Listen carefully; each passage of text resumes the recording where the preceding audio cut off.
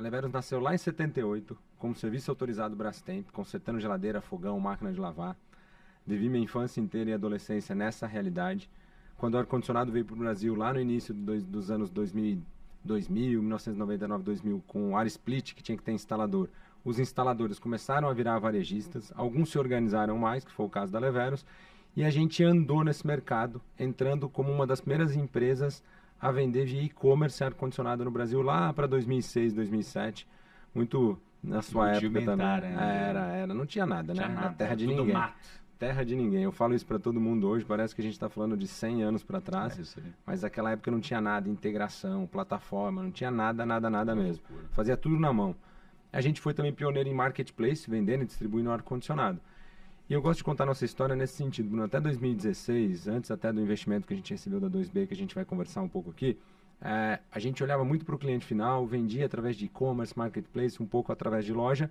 E o fato da gente ter criado muita plataforma ao longo do tempo, fez com que a gente desenvolvesse lá atrás um canal que hoje é responsável por 70% das nossas vendas.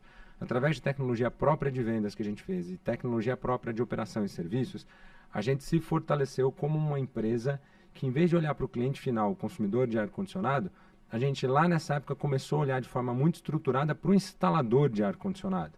No final das contas, eu sempre digo hoje, como é que você escolhe o teu cliente, né? Na nossa época, a escolha pelo instalador, além de ser a nossa origem, eu sempre falo isso para a galera, quando você pega um cliente final para comprar ar-condicionado, o cara compra uma vez, 2, 3 vezes na vida no máximo, ele não compra todo ano, nem todo mês.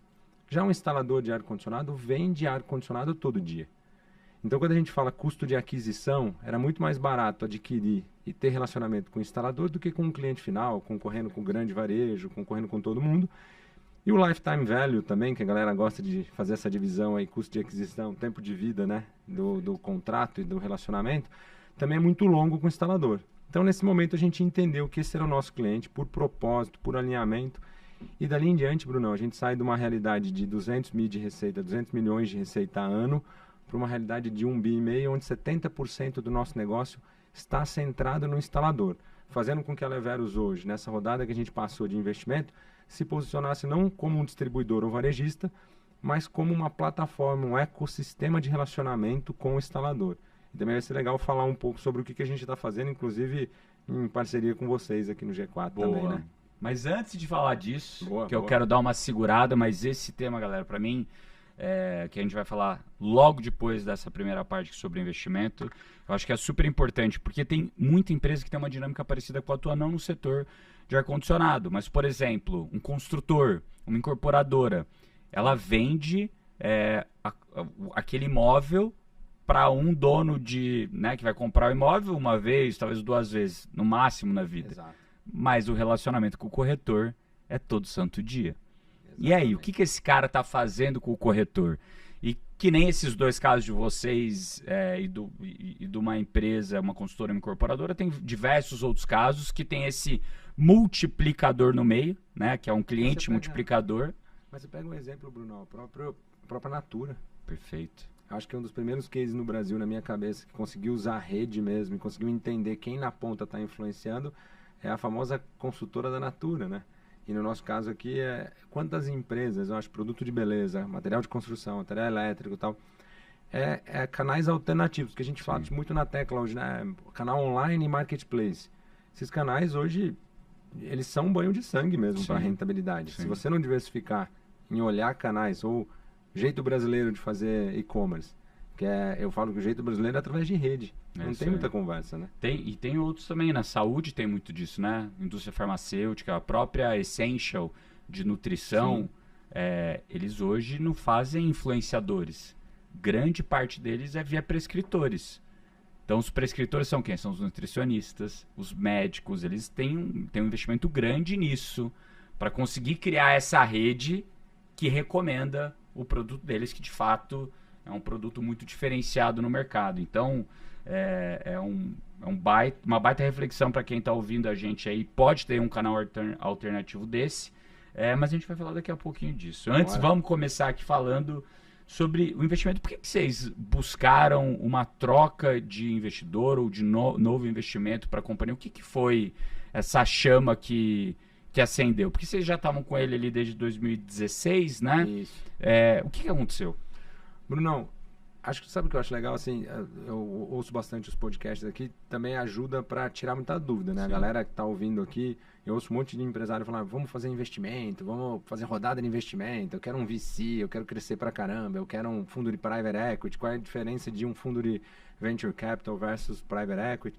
No nosso caso, a gente recebeu lá em 2016 um investimento da 2B Capital, que é um fundo do Bradesco, um sócio de private equity. Ele ajudou muito no negócio, cara, para governança. Então, normalmente, esses fundos, eles entraram como minoritário. Naquela época, eles compraram 49% do nosso negócio. 51% ficou com a família. E eles nos possibilitaram, porque foi uma injeção significativa de dinheiro no caixa do negócio, para que a gente crescesse, ou alavancasse, ou se estruturasse cada vez mais. Normalmente, depois que você faz esse tipo de investimento, a história de sucesso desse tipo de investimento é um investidor financeiro. Ele não entra para morrer, para ficar para sempre na empresa, né? E no nosso ficar vivendo dos dividendos. E no nosso caso foi super legal, porque por vários anos a gente foi um caso de crescimento acelerado. Se você pegar de 2016 até 2024, nós estamos falando de 250 para 1,5 bi. E nós estamos falando de 6 vezes. E nós estamos falando de 20 para 160 de EBITDA. Então, o deal, ele realizou 8 vezes lucro, realizou 6 vezes receita. E nesse período, teve todo ano, a partir do segundo ano depois do investimento, teve distribuição de dividendo. Então, foi uma empresa que cresceu.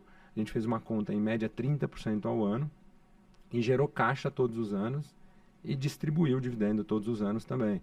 Então, ele colheu os dividendos, mas no final do ciclo existe a necessidade de liquidar e devolver o dinheiro para os investidores. Acho que você tem também uma operação desse tipo, né, Brunão? Porque o fundo ele tem um prazo para desinvestir. Então, no fim do dia, o que aconteceu foi isso. A 2B Capital chegou nesse prazo final e ele precisava desinvestir do ativo. Ele precisava desinvestir. Foi aí que a gente decidiu fazer uma rodada estruturada. E se eles não precisassem, você teria feito essa rodada? Brunão, eu penso também em oxigenação de sócio às vezes, fim de ciclo, né? Eu acho que foi muito legal essa rodada, para mim, e para a Leveros foi muito importante pelo seguinte. A gente começou a rodada, e toda a rodada de investimento, depois que você é uma empresa um pouco mais estruturada, serve também para você testar mercado, para entender se o que você está fazendo tem apelo, faz sentido ou não, como é que o pessoal está enxergando, como é que o mercado como todo está enxergando. Foi uma boa validação. Eu acho que a gente teve a oportunidade, a gente teve como assessor aí nesse processo o Itaú BBA, foi um baita apoio que eles deram para a gente durante o processo como um todo. Tivemos suporte de vários bons advogados e na nossa rodada, a família se colocou numa condição de que a família não queria vender controle. Existiram algumas conversas com estratégicos, mas a gente entendeu que não era o momento da família colocar o controle à venda, não era a intenção da família.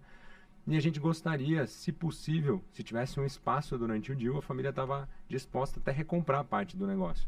Porque a gente tem plano, ali dentro da Leveros tem um plano super legal de começar a distribuir equity para quem é relevante. Então a família estava muito espremida com 51%, a gente queria aumentar um pouco o espaço. E nós saímos para essa rodada com um fundo que olhasse para isso como uma oportunidade também, ou para algum investidor que olhasse para isso como uma oportunidade. E foi nesse contexto que a gente fez a troca da 2B. Acho que foi durante essas conversas, e também para ilustrar, só para você ter uma ideia, a conversa começou antes do nosso último encontro, que tem 1 ano e meio atrás, mais ou menos. Caramba, a gente bateu tudo isso, cara. Foi 1 ano e meio não, 1 ano e 2 meses, acho que foi junho do ano passado que a gente gravou aqui um papo de gestão. E eu estava contando para você, eu estava no meio desse processo. Sim, você estava no meio do processo, um monte de dúvida. Eu lembro, você estava ansioso. Brunão, eu estava no meio do processo. Tinha inventado de ir para a unidade 1 do OPM também. E agora eu tô indo para a unidade 2 do OPM também. Não tô dormindo, sabe? Tô naquele momento que trabalha durante todos os cases, trabalha durante o dia, passa o final de semana lendo. Eu ainda tenho, diferente de ti, eu não tenho filho, né, cara? Então ainda dá para estudar um pouco mais no final de semana. Mas é uma loucura. Mas dentro do nosso contexto aqui de deal, a gente recebeu daí algumas ofertas, conversamos com alguns fundos. Acho que é um processo de 1 ano e meio, mais ou menos, entre começar e fechar efetivamente, entre auditorias, processo, validação de negócio. E nesse processo, o fundo que entrou foi a Jeff Capital Partners. Legal. E a tese deles foi super legal, Brunão. A gente conversou muito, porque é um fundo É um fundo de origem americana, acho que ele traz um pega internacional mesmo, eles têm escritórios fora do Brasil, Índia, Estados Unidos, enfim. Tem um time super legal aqui no Brasil. Vieram para discutir muito uma tese de climatização. Um dos motivos que eles basicamente investiram na Leveros por 2 motivos. O primeiro deles é porque eles têm uma tese de clima mesmo, eles são um fundo ESG, então eles estão olhando muito para essa questão climática e entenderam que a Leveros é uma empresa early adopter de novas tecnologias de baixo consumo de energia. Legal. Então nós estamos defendendo essa bandeira, então hoje a gente pode falar que a Leveros opera 100% com tecnologia inverter, enquanto o varejo em geral ainda está operando 70%, 60% com essa tecnologia por causa de preço, né? Perfeito. Então a Leveros atua já com esses produtos que consomem até 70% menos de energia. E o segundo e não menos importante, em cunho social mesmo, porque a gente fomenta e desenvolve a rede de prestadores de serviço. Então a gente tem um braço muito forte disso dentro da Leveros, de como é que eu pego um autônomo, que hoje trabalha com CPF, como é que eu convenço esse autônomo de que abrir uma empresa e emitir nota fiscal vai fazer com que ele prospere. Essa não é a mentalidade do autônomo hoje no Brasil. E a Leveros traz muito esse conceito de, vamos empreender. Então, tanto é que na Leveros a gente não chama o parceiro, um instalador, de instalador. A gente brinca, a gente chama eles de fala patrão. Então a gente chama eles de patrão, porque o patrão é como eles chamam normalmente o dono da empresa. Ele chega na casa, patrão, vou instalar teu ar e tal. E a gente brinca com eles, meu amigo, se você for realmente dono da tua empresa, o patrão é você. Vamos virar patrão? E aí essa é a abordagem que a gente faz muito com eles. E daí, a Jeff Capital Partners, vocês escolheram entre vários eles, por esses motivos de ter um alinhamento total.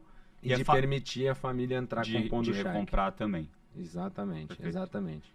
E hoje vocês têm mais de 51% da companhia, que era a estrutura anterior? Hoje, nessa rodada, a gente chegou com 65% e a Jeff está com 35% do negócio hoje. Legal. E daí vocês tiraram totalmente... A 2B Capital saiu 100%. Legal. Hoje ela saiu 100%. Bacana.